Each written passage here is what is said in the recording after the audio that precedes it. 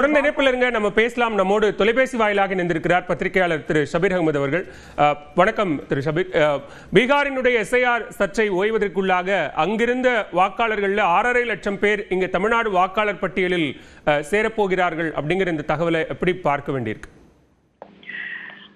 அதாவது தேசிய அளவுல இந்த எஸ்ஐஆர் அப்படின்றத தொடர்ந்து எதிர்கட்சிகள் கடுமையாக எதிர்த்து வருகிறார்கள். குறிப்பாக நடக்கின்ற பாராளுமன்ற கூட்டத்தொடர்ல கூட எதிர்கட்சி வரிசையில இருக்கக்கூடிய முக்கியமான தலைவர்கள் இது தேர்தல்ல ஒரு மிகப்பெரிய முறைகேடாக இது இருக்கிறது, இது ஒரு அட்டாக் ஆன் டெமோக்ரஸி, அதாவது ஜனநாயகத்தின் மீது தொடுக்கப்படுகின்ற ஒரு தாக்குதல், தேர்தல் ஆணையம் பாரபட்சமாக செயல்படுகிறது அப்படின்ற அந்த கருத்தை முன்வைத்து இந்த எஸ்ஐஆர் அப்படின்ற இந்த ரிவிஷனை தொடர்ந்து எதிர்த்து வருகிறார்கள். அதே போல ஆக்டிவிஸ்டும் தொடர்ந்து இந்தியா முழுவதும் இதற்கு எதிராக கண்டன குரல்களை பதிவு செய்து கொண்டிருக்கின்றனர்.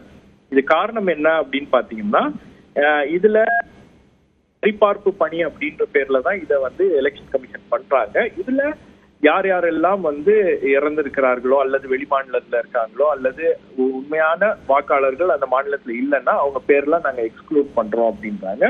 சோ இது ரொம்ப சிம்பிள் டேர்ம்ஸ்ல எதிர்கட்சிகள் இதை என்ன சொல்றாங்கன்னா, தேர்தல் ஆணையம் என்ன செய்கிறது அப்படின்னு பாத்தீங்கன்னா, யார் வாக்காளர்களாக இருக்க வேண்டும் இல்லை அப்படின்றத அவங்க தீர்மானிக்கிறாங்க.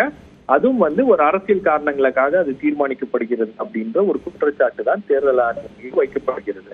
அந்த அடிப்படையில பாத்தீங்கன்னா தற்போது 65 லட்சம் பேர் பீகார்ல அந்த தேர்தல் வாக்காளர் பட்டியலில் இருந்து நீக்கப்பட்டிருக்கிறார்கள். அதுல 22 லட்சம் பேர் உயிரிழந்திருப்பதாக தெரிவித்திருக்கிறார்கள். 7 லட்சம் வாக்காளர்கள் பல்வேறு இடங்கள்ல அவங்க இருக்காங்க. இந்தியா முழுவதும் பல்வேறு இடங்கள்ல அவங்க இருக்காங்க. நிரந்தரமாக பீகார்ல அவங்க குடியேறல அப்படின்னும் போது அந்த கணக்கின் அடிப்படையில பாத்தீங்கன்னா கிட்டத்தட்ட ஒரு 6 லட்சம் பேர் தமிழ்நாட்டில் இருப்பதாக தகவல்கள் வந்திருக்கிறது. குறிப்பா 6 லட்சம் பேர் தென் மாநிலங்கள்ல இருப்பதாக தகவல்கள் வந்திருக்கிறது.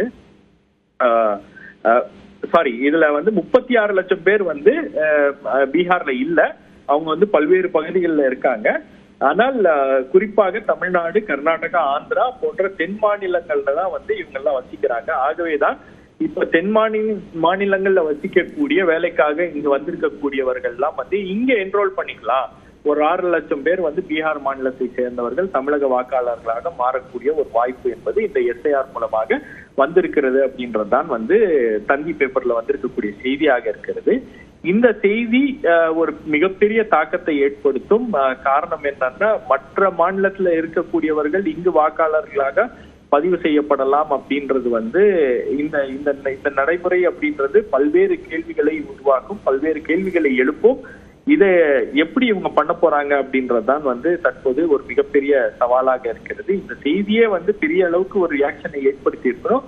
ஆனால் தற்போதுதான் கொஞ்சம் கொஞ்சமாக இது அரசியல் ரீதியாக பேச ஆரம்பிக்கிறாங்க. இனி அரசியல் கட்சிகள் எல்லாம் இதை எப்படி பார்க்க போகிறார்கள், தமிழக அரசியல் கட்சிகள் இதை நிச்சயமாக எப்படி ரியாக்ட் பண்ண போறாங்க அப்படின்றது பார்க்கணும். ஏற்கனவே டீலிமிட்டேஷன்ல தமிழ்நாட்டுக்கும் குறிப்பாக தென் மாநிலங்களுக்கும் ஒரு பெரிய பாதிப்பு இருக்கும் அப்படின்ற அடிப்படையில தென் மாநிலங்களுடைய அரசியல் கட்சிகளும் அதே மாதிரி முக்கியமான கட்சிகளும் சேர்ந்து ஒரு கூட்டாக ஒரு நடவடிக்கையை மேற்கொண்டிருக்கிறார்கள் அப்படின்ற அந்த சமயத்துல இந்த எஸ்ஐஆர் மூலமாக மேலும் 6 லட்சம் வாக்காளர்கள் தமிழகத்துல பீகார்ல இருந்து இணைக்கக்கூடும் அப்படின்ற அந்த செய்தியை ரொம்ப சிம்பிளா அவங்க எடுத்துக்க மாட்டாங்க. இது இந்த தேர்தலுடைய போக்கையை மாற்றிவிடும். ஒரு க்ளோஸ் கண்டெஸ்ட் எலெக்ஷன்ல உங்களுக்கு 100 ஓட்டு 200 ஓட்டு அப்படின்றது பெரிய தாக்கத்தை ஏற்படுத்தக்கூடிய விஷயங்களாக இருக்கும் போது ஒரு 6 லட்சம் வாக்காளர்களை இணைக்கக்கூடும் அப்படின்ற அந்த விஷயம், அதுவும் வெளிமாநிலத்தவர்கள் பீகாரை சேர்ந்தவர்கள் 6 லட்சம் வாக்காளர்களாக அவர்கள் இங்க வருவார்கள் அப்படின்ற மாதிரி இருந்துச்சுன்னா அது ஒரு மிகப்பெரிய தாக்கத்தை ஏற்படுத்தும் அப்படின்றதான் தெரிகிறது. இதை இங்க இருக்கக்கூடிய அரசியல் கட்சிகள் எப்படி ஏற்றுக்கொள்வார்கள், அது என்ன மாதிரியான ஒரு எதிர்ப்பை அவர்கள் பதிவு செய்வார்கள் அப்படின்றதெல்லாம் நாம பொறுத்திருந்து பார்க்க வேண்டியதாக இருக்கு. நன்றி திரு ஷபீர். இணைப்பில் கருத்துக்களை பகிர்ந்து கொண்டமைக்கு நன்றி. தமிழ்நாடு வாக்காளர் பட்டியலில் பீகாரை சேர்ந்த 6.5 லட்சம் பேர் சேர உள்ளதாக வெளியாகி இருக்கக்கூடிய தகவல் குறித்து திமுக செய்தி தொடர்பாளர் TKS இளங்கோவன் செய்தியாளர் சந்திப்பில் பேசிய காட்சிகளை தற்போது பார்க்கலாம்.